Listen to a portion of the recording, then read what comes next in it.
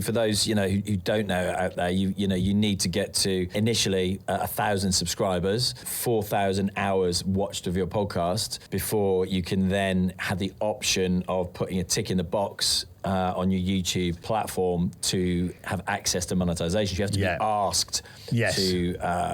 invited into the inner sanctum. Correct.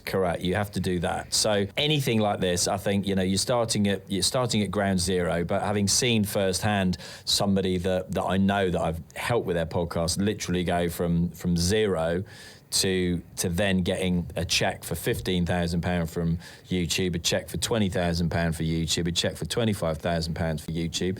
You can see how you grow it. On the other side of that, and I've mentioned this before, but I think it's a good example, so I'll mention it again. I always remember Lewis Howes, who I've had on my podcast, as you know, saying that he didn't switch on monetization until, I think he said 2 years. It was either a year or 2 years into his YouTube channel. He kept it off because he said, what I didn't want was some snake oil salesman selling his wares, that because that ad is placed at the beginning of your podcast for however many seconds.